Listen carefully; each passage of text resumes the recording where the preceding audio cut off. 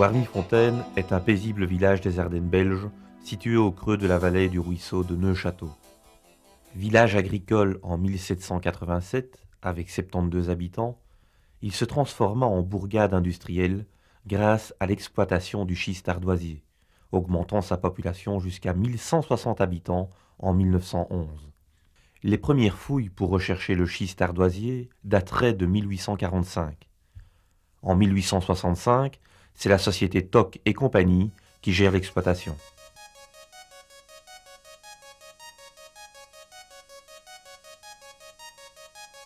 C'est en 1870 que débute le creusement du puits Sainte-Barbe, qui atteindra très rapidement 112 mètres de profondeur, comprenant 6 étages d'exploitation.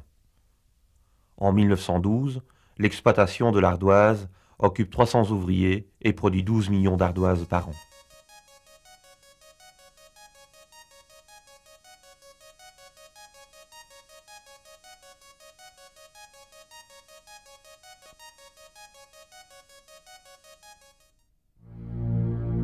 Au mois de mars 1912, d'étranges craquements se font entendre et concrétisent la catastrophe.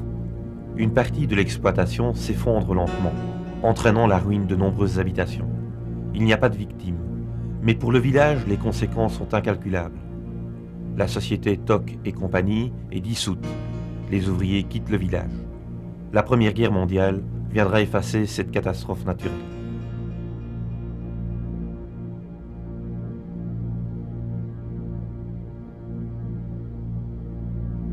Ce n'est qu'à la fin de l'année 1923 que l'exploitation reprend dans des conditions normales, avec 132 ouvriers. Les nouveaux matériaux, tels que l'ardoise artificielle, la concurrence, vont faire que l'ardoisière de Warmy-Fontaine va subir des fluctuations à travers le temps.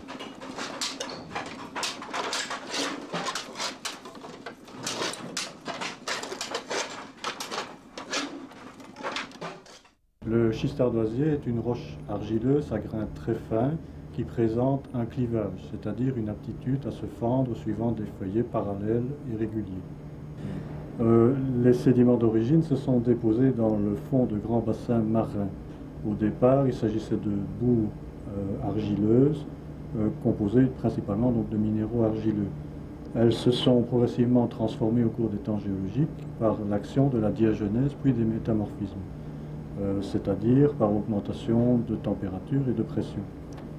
Simultanément, les roches ont subi des bouleversements tectoniques qui ont provoqué l'apparition de plissements.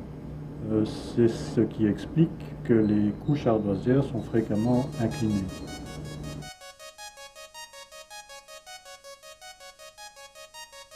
Le gisement de schiste ardoisier de Warmy-Fontaine a une épaisseur de 60 mètres.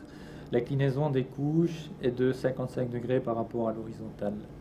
Vu l'inclinaison des couches, l'accès au gisement se fait par l'intermédiaire d'une descendrie creusée dans le mur de la couche.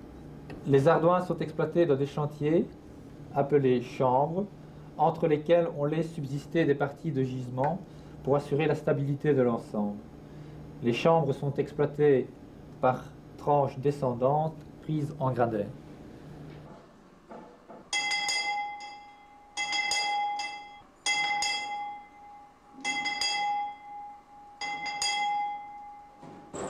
Par le passé, l'extraction de l'ardoise était remplie d'embûches et de dangers. L'eau était l'ennemi irréductible des mineurs. L'éclairage rudimentaire passait de la chandelle de suif aux lampes à carbure de calcium. Les blocs étaient transportés à dos d'homme. Les techniques modernes ont fait évoluer favorablement les conditions de travail. Le pompage de l'eau permet de descendre au-delà des 120 mètres. L'électricité a permis un éclairage uniforme, augmentant la sécurité, mais aussi l'utilisation des treuils pour déplacer les blocs.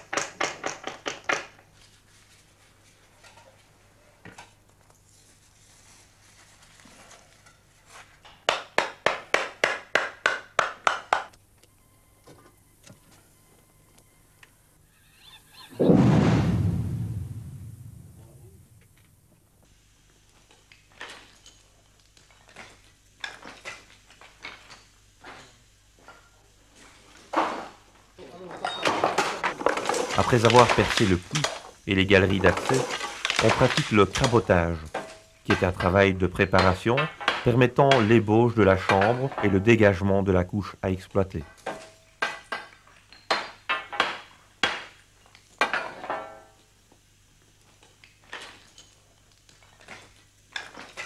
Après quelque temps d'exploitation, la chambre grandit pour atteindre des dimensions impressionnantes. 15 à 20 mètres de largeur, épaisseur du filon en longueur plus de 50 mètres et une hauteur d'au moins 15 mètres.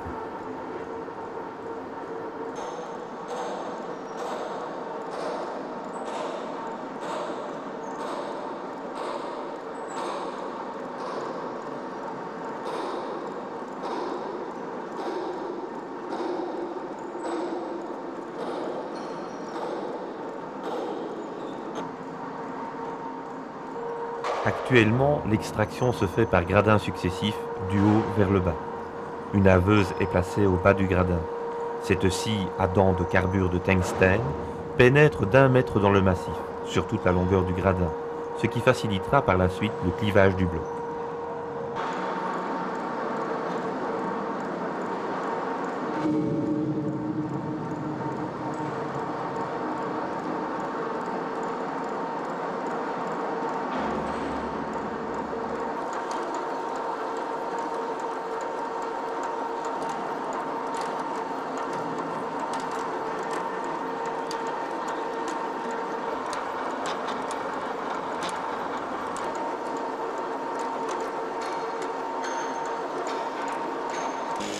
Après le sciage, on procède à des forages qui permettront à l'éclateur hydraulique de décoller le bloc du massif schisteux.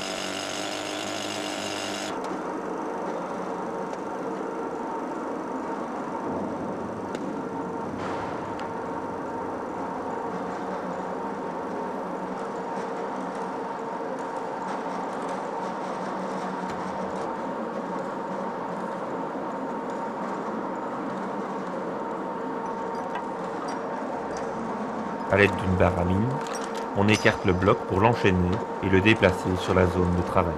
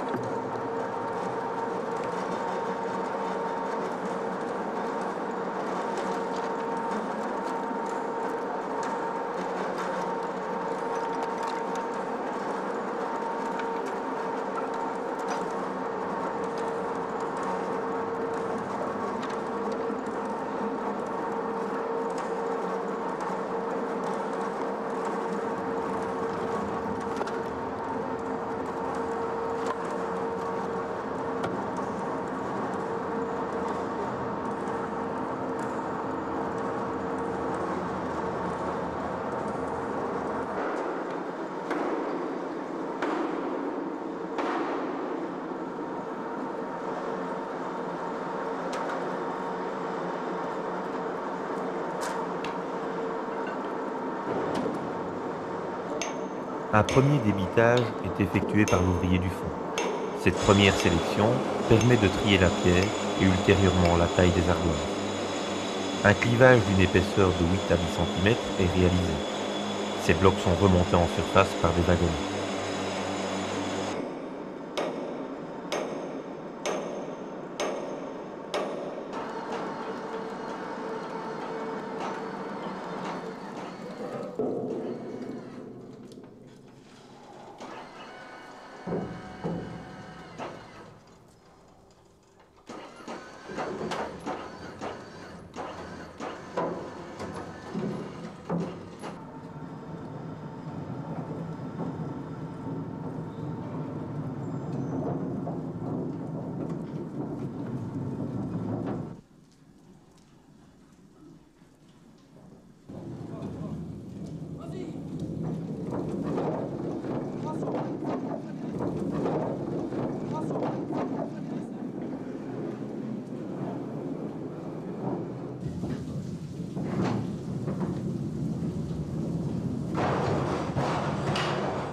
Les blocs en surface doivent être fondus dans la journée. L'ardoise doit avoir son eau de carrière pour se laisser cliver. car une pierre qui a été séchée perd sa fissilité.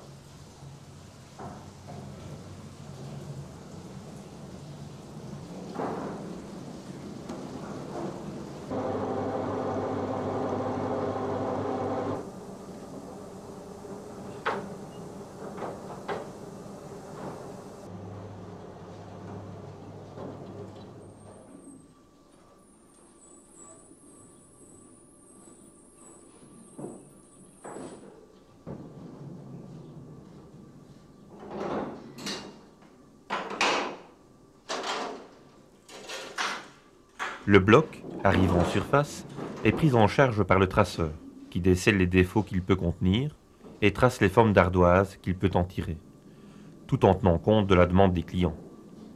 La forme tracée est toujours légèrement supérieure, puisqu'au stade ultérieur, le contour sera découpé. Le bloc est alors scié selon le traçage.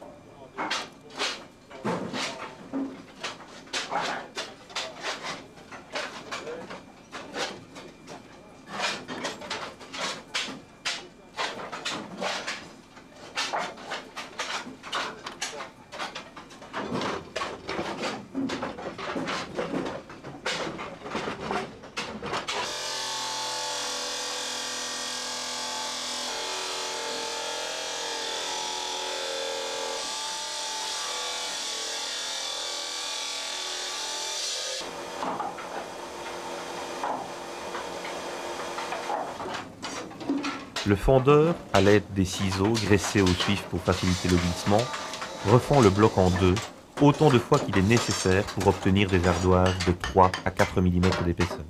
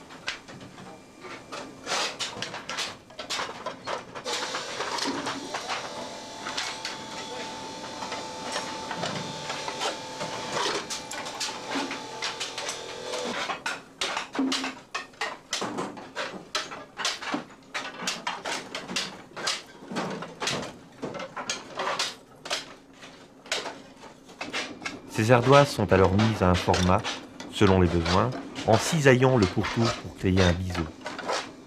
À ce stade, on peut dire qu'il y a eu de l'ordre de 85% de déchets de matières premières.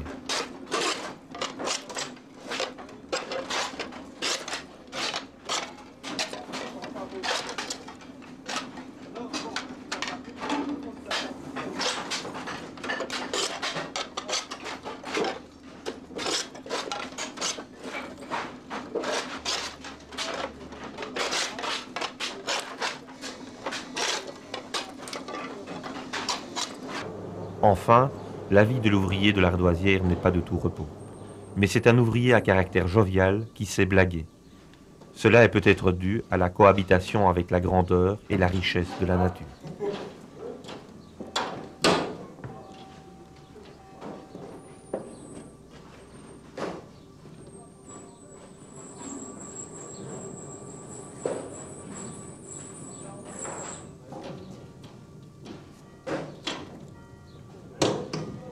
À Warmy-Fontaine, on extrait de l'ardoise depuis plus de 100 ans. Et la réputation de Warmy-Fontaine a été grande. Dans l'après-guerre, la production a été nettement moindre par l'arrivée des produits de synthèse, les fils de ciment, les asbestidants. Lors de la reprise à Warmy-Fontaine, il y avait encore une dizaine d'ouvriers qui connaissaient le travail de l'ardoise. Quelques-uns pour l'extraction dans le fond, les autres pour le travail en surface. Maintenant, ce personnel a été plus que doublé et ce sont des jeunes qui sont venus remplacer les anciens qui étaient encore sur place. Le toit d'ardoise est une couverture qui est faite pour durer plus d'une génération. Très fréquemment, elle remplace les matériaux de synthèse dont la durabilité est bien courte. C'est la couverture idéale de la maison durable que nous construisons en Europe.